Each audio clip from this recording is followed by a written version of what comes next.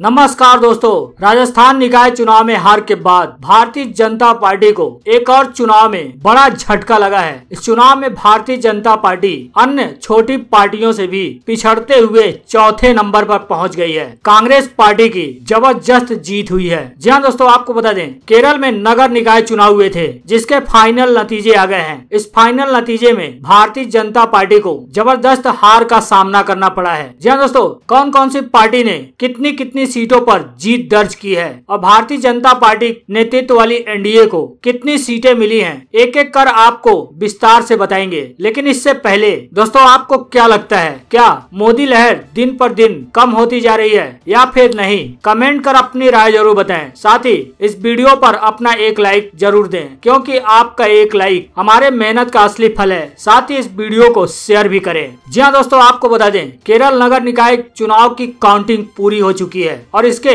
Final नतीजे आ गए हैं। इस फाइनल नतीजे में भारतीय जनता पार्टी नेतृत्व वाली एनडीए को बड़ा झटका लगा है। वहीं इस फाइनल नतीजे में सत्ताधारी सीपीएम के नेतृत्व वाली एलडीएफ सबसे आगे निकल गई है। वहीं कांग्रेस नेतृत्व वाली यूडीएफ ने भी जबरदस्त जीत हासिल की है। जी आपको बता दें, राज्य निर्वाचन आयोग के मुताबिक यह चुनाव विशेष मत पत्रों सहित डाक मत पत्र और ईवीएम से चुनाव हुए थे। आपको बता दें, केरल नगर निकाय चुनाव में 941 ग्राम पंचायतों में 15,962 वार्डों के 152 ब्लॉक पंचायतों में 2080 वार्डों, 14 जिला पंचायतों के 331 डिवीजनों, 46 नगर पालिकाओं में 3078 वार्डों और 6 नगर निगमों में 414 वार्डों के चुनाव हुए थे। यह चुनाव 3 चरणों में संपन्न कराया गया था। लगातार 2 दिनों तक काउंटिंग के बाद अभी फाइनल नतीजे आ गए हैं। इन सभी जगहों पर कौन सी पार्टी कितने सीटों पर जीती है? सबसे पहले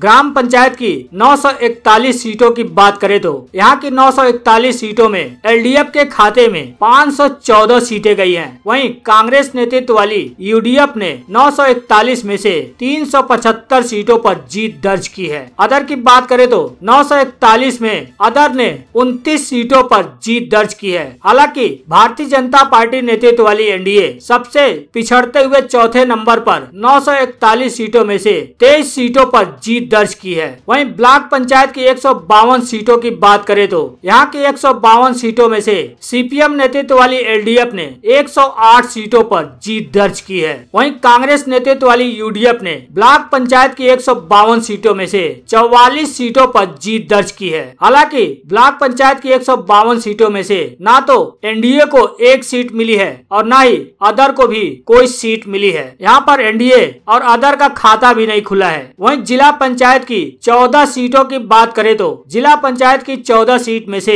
एलडीएफ के खाते में 10 सीट गई है, जबकि कांग्रेस नेतृत्व वाली यूडीएफ ने 14 में से 4 सीटें जीतने में कामयाब हुई है। हालांकि जिला पंचायत की 14 सीटों में ना तो एनडीए को कोई सीट मिली और न ही अदर को कोई सीट मिली है। यहाँ भी एनडीए और अदर का खाता नहीं खुल पाया है। वहीं नगर पालिका की 86 सीटों की बात करें तो यहाँ की 86 सीटों में से एलडीएफ के खाते में कुल 35 सीटें गई हैं। वहीं कांग्रेस नेतृत्व वाली यूडीएफ ने नगर पालिका में बाजी मार ली है। यूडीएफ ने नगर पालिका के 86 सीटों में से 45 सीटों पर जीत दर्ज की है। वहीं यहाँ की 46 सीटों में से अदर के खाते में 4 सीट गई है और भारतीय जनता पार्टी नेतृत्व वाली एनडीए के खाते में 2 सीट गई है। वहीं कारपोरेशन यानी निगम की 6 सीटों की बात करें तो यहाँ की 6 सीटों में से सीपीआई नेतृत्व वाली एलडीएफ के खाते में 3 सीट गई है और वहीं कांग्रेस नेतृत्व वाली यूडीएफ भी 6 सीट में से 3 सीट जीतने में कामयाब हुई है। यहाँ भी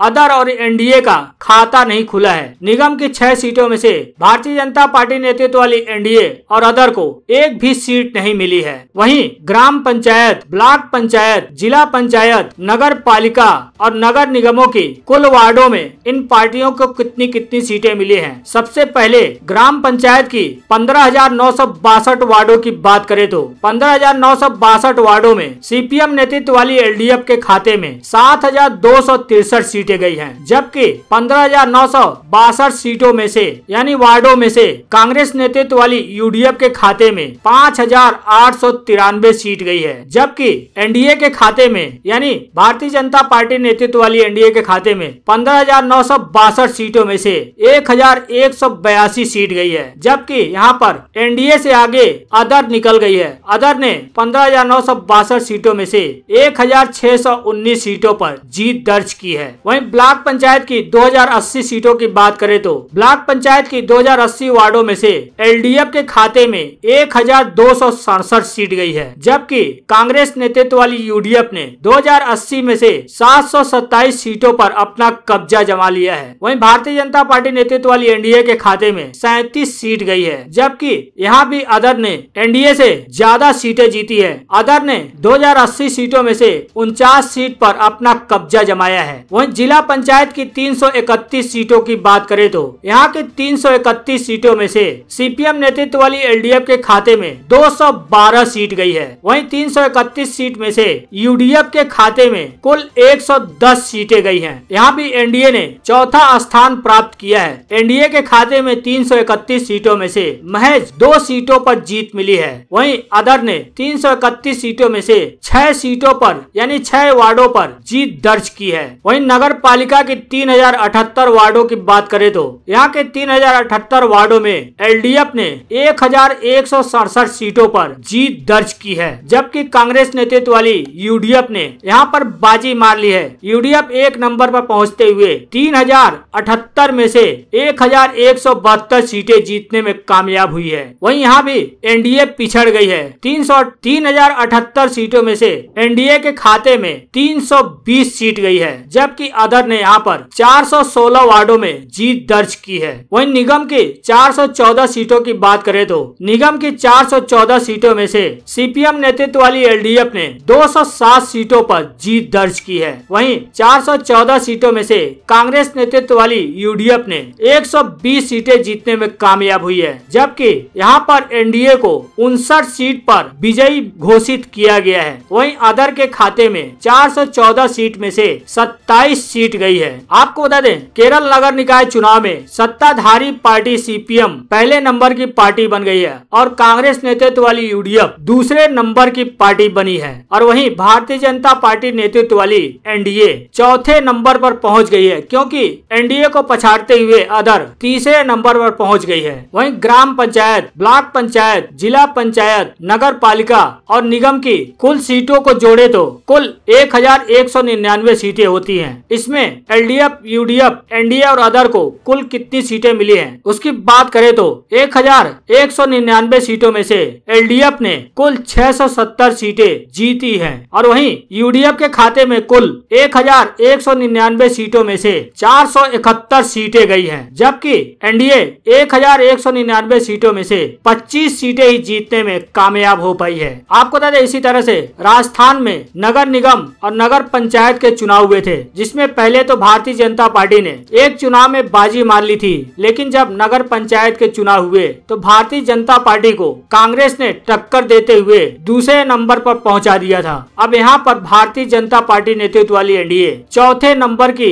पार्टी बन गई है। यहाँ पर सत्ताधारी पार्टी सीपीएम नेतृत्व वाली एलडीएफ पहले नंबर की पार्टी बनकर उभरी है। वहीं दूसरी तरफ आपको बता दें किसान आंदोलन को लेकर सुप्रीम कोर्ट में आज सुनवाई हुई है। सुप्रीम कोर्ट में दाखिल याचिकाओं पर सुनवाई के दौरान कोर्ट ने कहा कि वो किसानों के प्रदर्शन करने के अधिकार को स्वीकार करती है और वो किसानों के राइट टू प्रोटेस्ट के अधिकार में कटौती नहीं कर सकती। सुनवाई कर रहे चीफ जस्टिस एस.ए. बोबडे ने कहा है कि हमें यह देखना होगा कि किसान अपना प्रदर्शन भी करें और लोगों के अधिकारों का उल्लंघन भी न हो। कोर्ट ने कहा है कि हम किसानों की दुर्दशा और उसके कारण सहानुभूति के साथ हैं, लेकिन आपको इस बदलने के तरीके को बदलना होगा और आपको इसका हल निकालना होगा। इसके साथ ही कोर्ट ने केंद्र सरकार से पूछा है कि क्या वो किसानों से बातचीत के दौरान कृषि कानूनों को होल्ड करने को तैयार हैं। इस पर अटॉर्नी जनरल ने कहा है कि वो सरकार से इस पर निर्देश लेंगे। आपको बता दें गुरुवार को सुनवाई होने से पहले ही सुप्रीम कोर्ट ने साफ कर दिया कि वो आज वैधता पर फैसला नहीं देंगे और आज बस किसानों के प्रदर्शन पर सुनवाई होगी। सुप्रीम कोर्ट ने कहा कि पहले हम किसानों के आंदोलन के जरिए रोकी गई रोड और उससे नागरिकों के अधिकारों पर होने वाले प्रभाव पर सुनवाई करेंगे। सुप्रीम कोर्ट का कहना है कि वैधता के मामले में अभी इंतजार करना होगा। वहीं मोदी सरकार के तरफ से पक्ष रखने वाले वरिष्ठ वकील ने दलील रखी कि प्रदर्शनकारियों ने दिल्ली आने वाले रास्ते को ब्लॉक कर रखा है, जिससे आम आदमी को परेशानी हो रही है। दूध, फल, सब्जियों और अन्य चीजों के दाम बढ़ गए हैं, जिससे अपूर्णीय क्षति हो रही है। साल्वे ने कहा कि आप शहर को बंदी बनाकर अपनी मांग नहीं मनवा सकते। उन्होंने कहा कि विरोध करने का मौलिक अधिकार है, लेकिन यह दूसरे मौलिक अधिकारों के साथ संतुलित होना चाहिए। इस पर सुप्रीम कोर्ट के सीजेआई ने कहा है कि हम प्रदर्शन के अधिकार को मानते हैं, इसको हम बाधित नहीं करेंगे। हम स्पष्ट करते हैं कि हम कानून के विरोध में मौलिक अधिकारों को मान्यता देते हैं। इस पर रोक लगाने का कोई सवाल ही नहीं है, लेकिन इससे किसी की जान को नुकसान नहीं होना चाहिए। सुप्रीम कोर्ट ने कहा है कि प्रदर्शन का एक गोल होता है जो बिना हिंसा के अपने लक्ष्य को पाया जा सकता है। सुप्रीम कोर्ट ने कहा है कि सरकार और किसानों के बीच बातचीत होनी चाहिए और इस विरोध प्रदर्शन को रोकना चाहिए। आपका सुप्रीम कोर्ट ने इसको लेकर इससे पहले सुनवाई में कहा था कि केंद्र सरकार इसके लिए एक कमेटी की गठन करे और किसानों से वार्ता करे और आपस में सलाह मशवरा कर इसका रास्ता निकाले। हालांकि किसान अभी भी तीनों कानून रद्द करवाने की मांग पर डटे हुए हैं, लेकिन अब फिर से सुप्रीम कोर्ट में इस मामले में सुनवाई होगी। फिर क्या होगा यह देखना काफी दिलचस्प होगा।